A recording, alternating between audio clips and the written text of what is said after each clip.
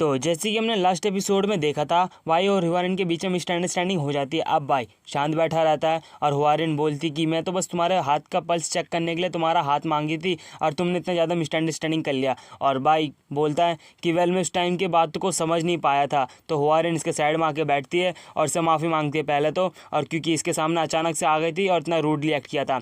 और बोलती है कि तुम इतने ज़्यादा जवान हो और तुम इतने ज़्यादा उम्र भी नहीं हुई है और तुम इतना ज़्यादा विचारशीलता बंदे हो। और बोलती है कि तुम्हारे साथ क्या चल रहा है तुम्हें पता है, मैं तुम्हें पहले एक्सप्लेन करती हूँ। और फिर वो अपनी फैमिली की पूरी स्टोरी बता देती है। और बाई मन में सोच रहा होता है कि ये इसकी स्टोरी एकदम टिपिकल मेडुअल ड्रामा की तरह है। और हुआरिन बोलती है कि अगर तुम टैन क्लैन के डायरेक्ट मेंबर बन जाते हो तो तुमको हमारे लिए राइवल सेक्ट और इविल सेक्ट से जैसे दुश्मनों से लड़ना पड़ेगा, इसलिए हमारे क्लैन के एल्डर से कैपेबल सनी लो चाहते हैं। तो बाई मन में सोच रहा होता है कि मैं अगर इनके क्लैन का डायरेक्ट मेंबर बन जाता हूँ तो मुझे इन जैसे दुश्मनों से फाइट करनी पड़ेगी। तो हुआरिन बोलती है तो इसलिए मैं बस तुम्हारा पल्स को चेक करके कंफर्म करना चाहती थी, ना कि तुम्हारा एडवांटेज लेना चाहती थी, ठीक है। तो और बोलती है देखो मैंने तुमको इतना बुरी तरीके से ट्रीट किया और हालांकि तुम मेरे बेनिफिक्टर हो तो फिर मुझे तुमको एक गेस्ट की तरह ट्रीट करना चाहिए था, पर तुम मेरे सिबलिंग्स बनने के बारे में क्या सोचते हो। तो भाई अपना हाथ बढ़ाता है और बोलता है कि मैं सारी बात समझता हूँ तुम क्या कहना चाहती हो, तो इसलिए बिना किसी हिचक के जो कंफर्म करना है वो कर लो। और हुआरिन इसकी साइड देख रही होती है और फिर इसके पल्स चेक करने लग जाती है और बोलती है जो हमारे टैन क्लैन के मार्शल आर्ट है वो हर कोई सीख नहीं सकता और कुछ ही लोग सीख पाते हैं, जो लोग अपने शरीर में टॉक्सिन रख पाते हैं, और ये काम आसान नहीं है।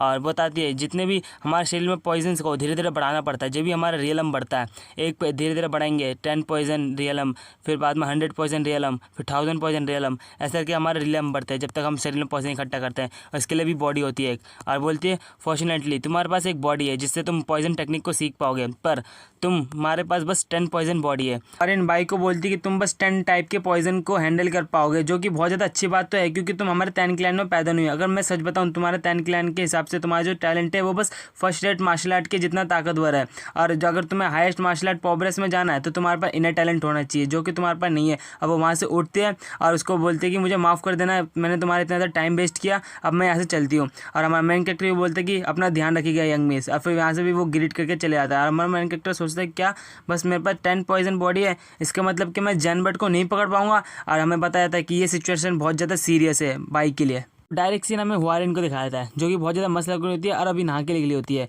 और ये बोलती है कि जब से मैंने ब्लू सेंटीपीड के इनर कोर को कंज्यूम किया तो जब भी मैं नहाती हूँ तो मैं शेल से अजीब सी बदबू आने लग जाती है। ऐसे क्यों हो रहा है मुझे पता नहीं, मुझे लग रहा है कि हेवेंस ने मुझे पनिशमेंट दी है क्योंकि मैंने अपने बेनिफिक्टर से बहुत ज़्यादा रूडली बात की थी। तो हमारे बेनिफिक्टर को दिखाया जाता है जो कि बहुत ज़्यादा गहरी नींद में सो रहा होता है और नींद में सपने में दिखाया जाता है जो कि इसके सामने कोई रो रहा होता है और बोलते हैं कि आपका बहुत बहुत शुक्रिया इतना ज़्यादा काइंडनेस दिखाने के लिए।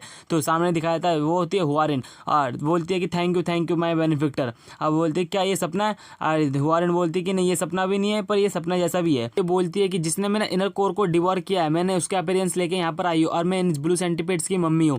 बोलते है क्या ब्लू सेंटीपेड्स की मम्मी, तुम यहाँ पर कितने टाइम से और मुझे यहाँ पर डरा क्यों रहे हो। फिर नीचे की साइड देखता है, नीचे की साइड वो बेबीज होता है। बोलते क्या ये सेंटीपेड्स वही छोटे सेंटीपेड्स है, उसको बहुत ज़्यादा अच्छा लग रहा होता है। अरे बोलते कि तुम लोग मेरे ड्रीम्स में कैसे क्या है। बोलते कि जिससे मेरे को बिना किसी मर्जी के मारा गया, मैंने अपने बच्चों को पीछे की साइड छोड़ दिया जिससे कि मेरे बच्चों को ना मारे, और फिर मैंने अपना सारा गुस्से को यहाँ पर फोकस करके मैंने अपने सारे इनर कोर में डाल दिया जिससे कि मेरी प्रेजेंस अभी भी जिंदा है और वो रोज़ मेरे इनर कोर को धीरे धीरे डिवोर कर रही है जिससे मेरा कॉन्शियसनेस चला जाएगा एक दिन।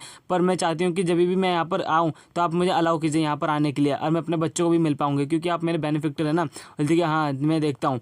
फिर बाद में बोलता है कि आखिरकार ये मेरे वजह से ही मारी गई थी क्योंकि मैंने इसका लोकेशन बता दिया था, पर मैं नहीं चाहता था कि वो मर जाए। फिर बाद में ये बोलती कि बेनिफिक्टर कि आप मेरे पे एक फेवर कर सकते हैं। और बोलती कि ऑफकोर्स तुम बोलो मेरे को, मैं सारा चीज़ फुलफिल करने की कोशिश करूँगा। फिर ये बोलते कि जब तक ये बच्चे बड़े नहीं होते कि आप इसकी मदद कर सकते हैं इन सबकी। ये बोलते क्या जब तक सेल्फ डिपेंडेंट नहीं होते जब तक इनकी मदद करना तो मैं कर दूंगा। और बोलते कि ठीक है। और ये बोलती है कि ये बच्चे अपने मम्मी की इनर ट्रू क्रूआई को कंज्यूम करते हैं और ये बड़े होते हैं। फिर हमारा मेन कैरेक्टर बोलता है ये ट्रू क्रूआई तो शायद इसने वो कंज्यूम कर लिया तुम्हारा इनर कोर को, तो इसका मतलब मुझे इस हुआरिन को पास रहना पड़ेगा जब भी इसको जल्दी जल्दी बड़ा करना है। तो बोलती है कि हाँ आप जल्दी समझ रहे मेरे बेनिफिक्टर, आप बहुत जल्दी समझ गए। और ये बोलती है कि मैंने उस लड़की को पहले से ही कर्ज करके रख दिया है। तो हमारा मेन करता बोलता है कि क्या। फिर बाद में बोलती है कि मैंने इसके शरीर में ऐसा कर्ज कर दिया है कि इसके शरीर से इतना खतरनाक बदबू आता रहेगा। फिर बाद में हमारा मेन करता बोलते हैं कि क्या बदबू आता रहेगा। फिर बाद में ये बोलती है कि हाँ इसके शरीर से ऐसा बदबू आता रहेगा कि जिससे कि कोई लड़का इसको अप्रोच नहीं करेगा और इसका बच्चा भी नहीं होगा। तो हमारा मेन कैरेक्टर बोलते हैं कि ये भगवान इसने क्या किया है। तो सेंटीमेट की मॉम बोलती है कि अगर इसके स्मेल को हटाना है तो बस मेरे बच्चों को उसको दे देना ना मेरे बच्चे इसका इनर जो कोर है इसमें से क्यूआई खींचेंगे और मेरे बच्चे भी जल्दी बड़े होंगे और इसकी स्मेल भी चली जाएगी। क्या पता चले इससे इसमें इंप्रेस होकर आपको दिल्ली दे दे लड़की। तो हमारा मेन कैरेक्टर तो सोचता है और हंसता है और बोलते हैं कि इतनी घटिया चीज़ मेरे पे फिट नहीं बैठती है, इतनी ये लड़की पहले से इतना डिफिकल्ट सिचुएशन में इसका एडवांटेज लूँ, ऐसा मैं नहीं करता। तो ये बोलती है कि हाँ बेनिफिक्टर बहुत ज़्यादा नोबल पर्सन बन रहे हैं। फिर बाद में बोलती है कि आपके पास फिर दूसरा कोई ट्रिक है। फिर बाद में ये बोलती है कि लड़कियों को तो बस स्ट्रॉन्ग मैन पसंद आते हैं और बोलती है कि जो मेरा इनर कोर था वो लड़की ने तो डिवॉर कर लिया, अगर आपको मिल जाता तो आप स्ट्रॉन्गर बन जाते। तो ये सुनने के बाद ही हमारा मेन कैरेक्टर बोलते हैं कि हाँ 10 ग्रेटेस्ट पॉइजनस क्रिएचर का अगर मैं इन सबका कोर डिवॉर कर लूँगा तो मैं बहुत ज़्यादा ताकतवर बन जाऊँगा। ये सोचने के बाद ही और भाई बोलता है कि मेरे पे एक आइडिया, बस तुम मेरे पे ट्रस्ट करो। तो ये बोलती है क्या एक आइडिया। फिर बाद में बोलती है कि हाँ मेरे पे एक आइडिया, बस तुम जाओ, इस आइडिया में काम करने की ज़रूरत है। और फिर अगले दिन का सीन दिखाया जाता है जहाँ पर वो बैठी होती है और बोलती है कि अच्छा मेरे सेल में इसलिए बदबू आ रही थी क्योंकि मैंने ब्लू सेंटीपीड का इनर कोर खाया था। और फिर बाद में बोलता हमारा मेन करता हाँ इसलिए तुम्हारे सेल से इतने बदबू आ रही थी, तुम इस काम करो मेरे सेंटीपीड को रख लो, तुम्हारे जो कोई अंदर की वो खींच लेंगे और तुम्हारी नेचुरल तरीके से तुम्हारी जो स्मेल है वो भी हट जाएगी। तो ये सुनने के बाद तो हमारा मेन कैरेक्टर की साइड देखती है और बोलती है कि मुझे एक चीज़ बोलने में थोड़ी बहुत अजीब सा लग रहा है। और फिर बाद में बोलती है कि तुमने मुझे इतना ज़्यादा मदद किया और बदले में तुम मेरे से कुछ मांग भी नहीं रहे हो, जो तुम मांगोगे मैं तुम्हें आसानी से दे सकती हूँ। बट हमारा मेन कैरेक्टर बोलता है वेल तुम देखो मेरे डिफ़िकल्ट सिचुएशन में लड़की का मदद करना और इसके बाद में कुछ सामान लेना, इतना ज़्यादा मैं बेशरम नहीं हूँ जो मैं इतना हरकतें करूँ। ये सुनने के बाद वो चुप बैठ जाती है। बोलती है अच्छा तो ठीक है, इस केस में मैं तुम्हारे काइंडनेस को एक्सेप्ट करती हूँ तुम्हें बिना कुछ दिए। और बोलती है बदर भाई तुम्हें देखकर एक नई चीज़ का एहसास हुआ है कि मार्शल प्रोग्रेस या टैलेंट से भी कुछ ज़्यादा बढ़कर चीज़ होती है। और बदर भाई बोलते हैं कि हाँ ऐसे भी कुछ कह सकते हैं। और बोलता है कि मैं वैसे कुछ सोच रहा था। बोल रहा है तुम क्या सोच रहे थे। फिर बाद में बोलते कि तुमने कहा था ना मेरे पास 10 पॉइजन बॉडी है और मैं 10 ही पॉइजन को शरीर में रख सकता हूँ। बोलते कि हाँ तुमने जो बोला वो सच है। फिर ने बोलते कि तो मेरे पे एक आइडिया है, तुम्हें इन सारे पॉइजन जितने भी स्लॉट्स है बॉडी में, जितने भी पॉइजन की स्लॉट है मैं उन सबको भरना चाहता हूँ सबसे ज़्यादा खतरनाक पॉइजनस क्रिएचर से।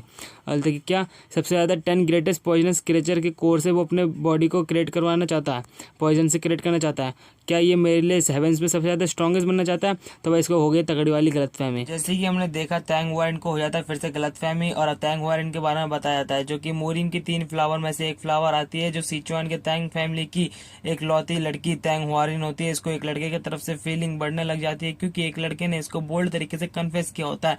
अब भाई इसने कैसे करके इसको बोल्ड तरीके से कन्फेस इसको लग रहा होता है ये गलतफहमी में जी रही है, तो इसके बारे में ऐसा एंड में बता दिया होता है। भाई ये रात की 1 बजे की वॉइस है और आपको लग रहा होगा कि इतनी सारी वॉइस चेंजिंग क्यों आई है, बीच बीच में इतने सारे वॉइस बार बार काटा क्यों गया है। तो भाई मैं जब भी जितनी बार भी एक्सप्लेन कर रहा था कोई ना कोई आ ही जा रहा था, अब बार बार डिस्टर्ब कर ही आ रहा था। भाई बहुत गुस्सा आ रहा था, फिर भी मैंने रात के 1 बजे मैंने सोचा इस चैप्टर को एंड कर ही देते हैं, तो इसलिए भाई इसको मैंने एंड तक किया रात के 1 बजे तक। पर इस वीडियो को बार बार क्लिप को बार बार छोड़ के और बार बार अटक के जो आवाज़ थी अब वो कम हो गई है क्योंकि मैंने इस जगह पे क्लिप बहुत ज़्यादा कम बार बार काट के लगाया था ना। तो बताना आप किसने मेरे लास्ट तक बकबक सुनी है। अब बज रहा रात के 1, अब थोड़े बहुत और एडिटिंग बची है फिर कर दूंगा इसको अपलोड टाइमिंग लगा के। तो दोस्तों जहाँ तक जिसने मेरी बकबक सुनी है तो कमेंट कर देना, मैं भी देखूंगा किसने यहाँ तक मेरे पर। अब भाई सांस अटक जाता है बात करते करते।